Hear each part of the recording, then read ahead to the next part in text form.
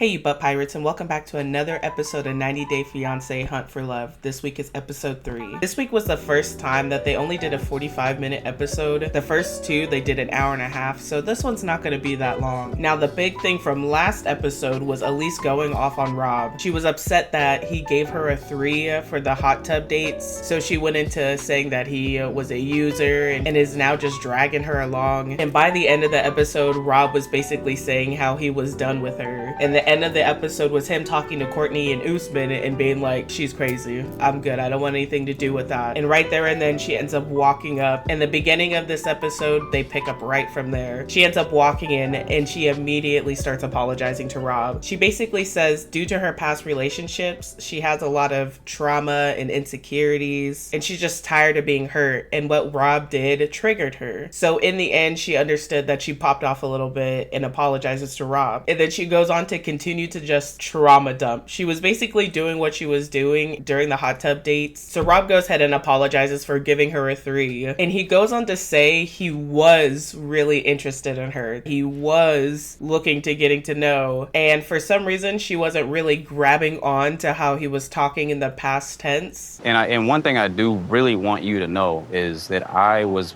genuinely interested. Again, Rob does need to be more upfront how he feels. He should have told her right there and then what he was telling Courtney and Usman, that he was done. But he just kept being like, oh, I was into you. So Elise pushes past that and she's like, tonight we're going out, so let's not make this weird. Let's keep talking, getting to know each other. We have that connection. And now all of a sudden, Rob doesn't know what to do. Yeah, she did blow up and a whole bunch of drama just started out of nowhere, but she did apologize, so I'm gonna give her a chance. You know, I just don't understand why I'm in so much drama. Your fantasies can't ever be quenched, can they? When will you learn that your actions have consequences? Now we move on to Colty, and the dating coach is in the room with him. She wanted to do some one-on-one with him because she could tell that he was nervous during the flirting one-on-one, and she feels like he's intimidated by the other men there because they're more stereotypically attractive. So she wants to go in there and pump him up a little bit. And now when they're talking, he's holding this pillow with his face on it, and of course she had to bring it up, like, why, what's up with this pillow?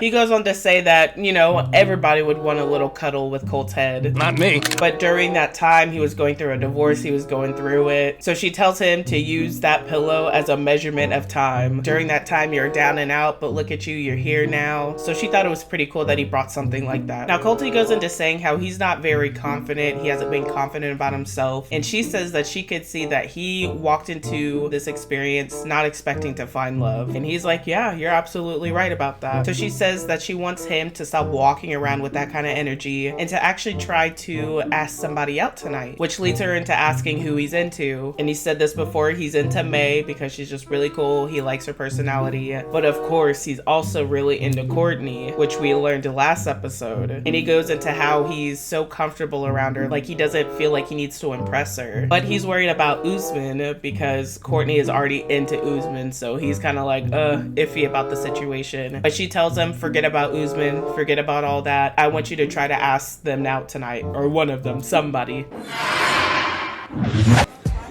No. Now we go on to Jennifer and Cole comes over. He's bringing Jennifer some breakfast. He's got this huge tray, and he goes on to say that he is here for the one. He's looking for his wifey, and he feels like Jen could be it. And now they have breakfast in the pool. They've set it out in this little cute little side pool area, and oh my gosh, let me tell you, I was jealous as hell because this looks so awesome. But unfortunately, they get rained out of that situation like immediately. They end up having to go back inside, and he starts drying her off. He's doing it very respectfully. He's like, I'm not trying to touch you too much. And this girl is ready to spice it up. She's like, you can touch me a little bit. What kind of schmecks are you into? How do you like to be intimate? She want me. She want me. She want me. I just hope he's not too vanilla for me, but who knows, maybe he's a closet freak. If a man gets scared because I tell him that I want to tie him up, he's a pussy. I like to do weird things with my partner.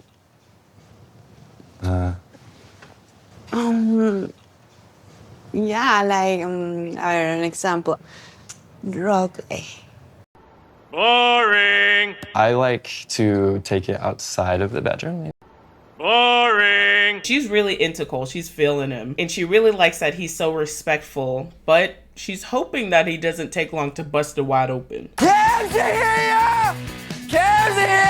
Now it's time to hit the club, and they actually did a long chunk of the episode just in the buses. Usually it's just a quick back and forth and then they move on, but it was like 10-15 minutes in the buses. Now Courtney is so excited to get to the club. She's like, this is my natural habitat, and this is the perfect time to be a humanitarian, a hero. I'm gonna go spread the gossip with Tim. Now, speaking of Tim, literally I wrote down these notes and then I felt a little bad by thinking it, but then Tiffany said it right after I wrote down my notes. I paused it, wrote it down, and was like, wait, am I being shady right now? But literally Tiffany said it right after. I'm ready to party. Yeah, it's dance fever. Who can cut a rug? Dance fever, and we're all gonna cut a rug? Your age is showing. And like with his thigh-high boots. I'm used to Tim's, unique outfits, but this was kind of like next level. I'm gonna be real with you guys. I think Tim is hot. I think he's attractive. Timon is an attractive man. He just needs to change up his style a little bit. Now in the same bus, Usman and Elise are talking, and it looks like they actually built a friendship. They're sitting there kikiing about the little relationships that they have going on. He's like, do you even really like Rob like that? And she's like, yeah, I do, but I'm just unsure about his intentions. But they both pinky promise each other to talk to Rob and Courtney. Now on the other bus, Chantel is sitting with Joe, and she's like, thank you for sitting with me. And he's like, it's all good. It's not a bad view. Little flirty McGee. He's kind of smooth with it until Courtney changes the whole goddamn conversation, and then things go sideways. Ooh, who's the tall guy? Oh. How tall do you think I am? I think you're over 6'4". Measure. She's a nurse, so she can measure So you. you can measure me? Do you have your tools there and things? Yeah, I can for sure measure you. And I'm an aesthetic nurse now. Oh, yeah. We get a lot of micro penises. That's like a world I forget exists. I don't believe you. A big D is very important. You gotta have girth. And if you don't have girth, I'm leaving a pamphlet on your pillow. Now we go back to the other bus, and Tiffany is asking Usman if he's made any other connections. And he says no, he's locked down with Courtney. He's not looking at anybody else. Now, I don't know when this happened, but apparently Usman and Courtney are telling people that they've never done anything with each other. I'm sure the way they act around each other, even what we're not being shown, I'm sure it's more of a connection than anybody else is having. So I don't know why they're lying about the situation. But Tim catches on, and he's like, I know you guys have been together. I know you guys have gotten together. So what's up? But Usman is still going with the story that nothing ever happened between them. But best believe if somebody tries to talk to his woman, he's beating their ass. I don't believe you. And everybody's like, are you really going to fight somebody? You're gonna punch somebody if they try to talk to Courtney? Yeah, I'm Soldier Boy, the MMA fighter. And now, of course, anything that Usman does, Colt is like, Courtney needs to watch out for Usman. He has bad intentions. And if Usman really wants to try to, he could try to buck up on him because he is going to talk to Courtney. So let him go ahead and try to punch him. Now they finally arrive at the bar, and for some reason the dating coach is there. Now they don't show the whole night in this episode, so she might come in later, but during this whole time she's just there partying with them. Colt and Courtney get to the bar, and Colt is starting to show a side of him that's kind of putting out there that he likes Courtney. He's ordering her drink, he's making sure she's taken care of, and Courtney is seeing all of this. She's like, Colt is actually kind of sweet. He's giving off teddy bear vibes. And I didn't think that there was a side of him, because the only thing that I've ever seen of him is him yelling at his partners, yelling at his mom. So she's pleasantly surprised. But we can't have a club night without having a dance montage.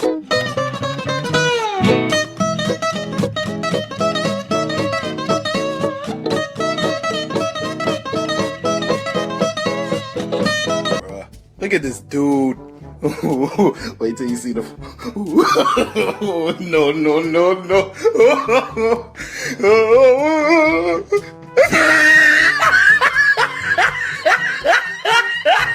Colt! Colt! Colt!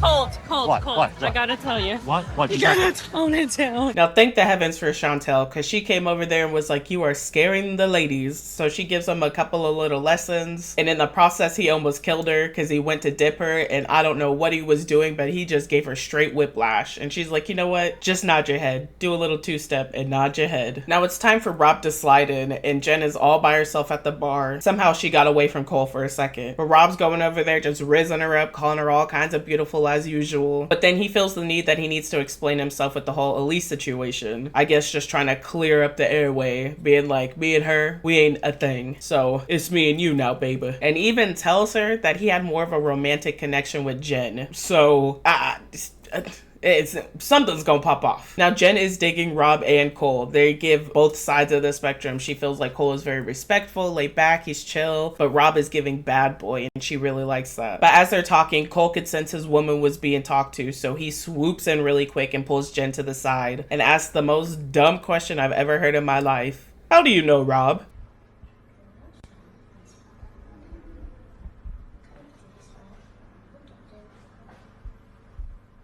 How does she know you? But it's so funny because when Cole does try to come get Jen, Rob pretends like he doesn't know Cole either. He's like, oh, who are you again? Oh, Cole, yeah, I think I met you. Yeah, I think so. But just like Cole is feeling the way about Usman, Cole, you know what, I'm gonna stick to Colty. That feels better anyway. The way Colty is feeling about Usman, Cole is feeling about Rob. He's just telling Jen that he may have bad intentions and just watch out. Now Rob is just like, whatever, and walks away, and he goes and joins the other 90 Dayers. And Tim walks over and he confronts Rob. Well, not really confronts, but he's just like, hey, I saw you talking to Jen. What was up with that? But of course, Rob just says that he's trying to get to know her. And Tim is like, listen, as your friend, I feel like it would be better for you to find somebody else, because she's gonna walk all over you. And while they're having this conversation, Elise is being the #1 creeper creep. She is just like behind the bushes staring straight at Rob, like barely even talking to anybody. And it shows us a couple of times her just eyeballing this dude.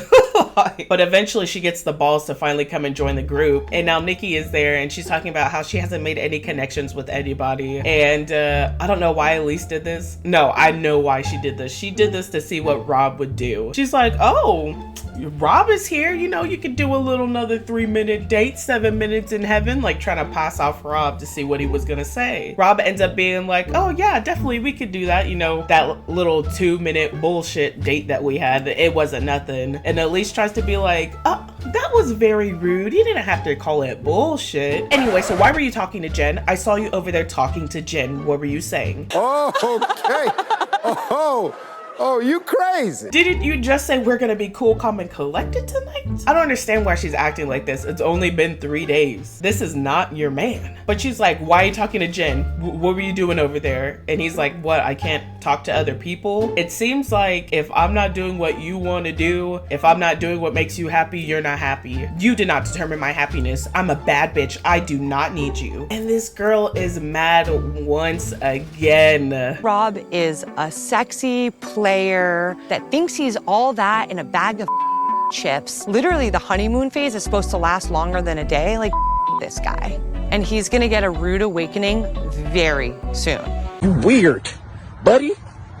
You're weird. There was never a honeymoon phase. You felt some butterflies because you kissed a dude that you thought was attractive. What are you talking about? This girl's crazy. If Rob doesn't back out right now, right here, and never talk to this girl again, it's all of his fault. It's all his fault.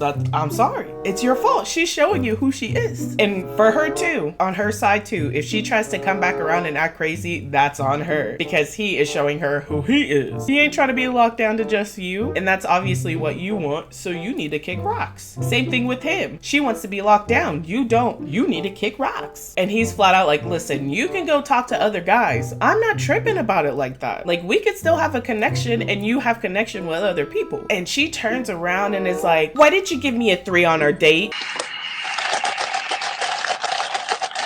Now Rob is done. Well, he's acting done anyway, because he was acting like he was last time, but he didn't do anything about it. But he's like, this is happening again. People are just watching us argue again. She keeps following me around. I'm done. I'm done with her. I'm cool. And he straight up tells her, listen, we keep having this argument. I'm over this. And she takes it from, oh, let's stop arguing, to, okay, well, F you. Don't ever talk to me again. Don't talk about me. Keep my name out your mouth and go fuck around with somebody else. Deuces. Bye, bitch. Now with one relationship relationship dying off, there seems to be another relationship blooming on the horizon. Colt goes over to talk to May, and this dude is sweating from head to toe. He said he is so nervous, like he just feels like an alien because he's never asked anybody out in person before. So they start talking about the classes that they're in. She was in the speed dating and he was in the flirting one-on-one, and she asked him what he learned about himself. And he goes on to say that his intro is not that great, that he needs to work on introducing himself a little bit better. So she's like, oh cool, have you practiced? Let's see what you got. He just goes on to be like, hey, I'm Colt, how are you? And she introduces herself, hey, I'm May, I'm good. But there are bouts of awkward silence in between their conversation, like it's not flowing very well. So after that, they kind of just sit there for a second, and then she's like, so have you gotten to know anybody else? You building any connections? And he's like, yeah, I mean, there's people around here. But anyway, I'm asking, do you have any dates planned? You weren't asking that. That was a weird way. He did not slide into that very well at all. She was asking if you had any connections, and your answer is, I'm asking you, do you have any dates planned? Huh? But she gets the picture, and she's like, no, not yet. And this is where he goes to ask her out on a date. He's like, you want to go on a date with me? And you can immediately tell, even before he finished the question, she was like, uh-oh. Yeah, no, thank you. And she's very sweet about it. She's like, I think you're a really cool person. We're vibing, but I just don't see us dating like that. And he takes it pretty well too. He does feel a little bit torn down from him, but he walks out of there like a champ. There's some people out here that take rejection in a crazy way. But in her talking head, she goes on to say that he's just not her type, like at all. She likes more goal-oriented men, and the men that she's usually with is like more fit and stuff like that. She says that she could see herself maybe playing a video game with him, but that's it. But Colt is feeling down now. He says that he's lost some confidence, but he does work his way over to Courtney. And Courtney saw the whole thing, and she's feeling really bad for Colty. She's like, he's sweet and funny, and actually, he's kind of cute too. And I'm just gonna mess up the whole storyline right here. This is gonna go from us watching to see who Courtney and Colt end up with to watching how their relationship crashes and burns.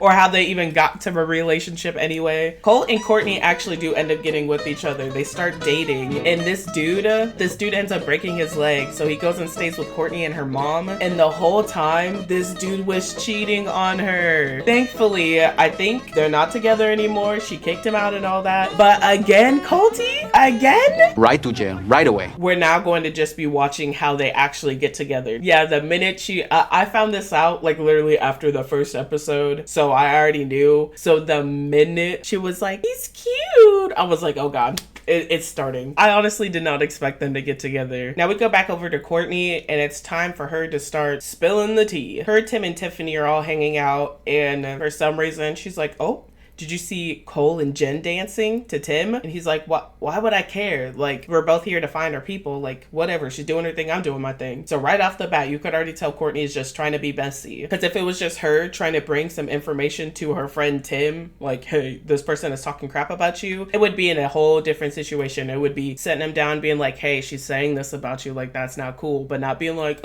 do you see them dancing? Oh, like trying to already stir the pot a little bit. But she's like, you see them dancing? He's like, listen, I don't care. But then she's like, oh, okay, so that didn't do anything. All right. Anyway, so I heard something. No, never mind. And he's like, tell me, what's up? What'd you hear? Oh, should I tell? Oh. Anyway, so I heard that you like to pay male strippers and that you never slept with her and you like to watch her with other men. And of course, the way she brings this up lit up Tim. Of course it was going to. And Tiffany even sees it. She's like, this isn't how you talk to your friend. Like, you're not trying to come to him as a friend. You're trying to come to him being a pot stirrer. And she recognizes that Courtney just tries to be a good friend by just throwing around all the gossip, being in with the drama. And she tells her that's a quick way to start losing friends, so she needs to be careful doing that. Now Tim, of course, is upset with this information. He feels like she is still trying to spin some gay portrayal of him, and now that she's doing it here, she's trying to make all the other women look at him like he's a gay man. And he says that she feels like she's been doing this because he's the first man ever to be like, nah, I'm good. Like, they went to go have schmecks and he was like, no, I'm good. So he's the first man to turn her down, and now she's salty about that. But now he goes over to Jen and confronts her about the whole situation, and Nikki is listening so hard. She got her face in his face. She's like, huh?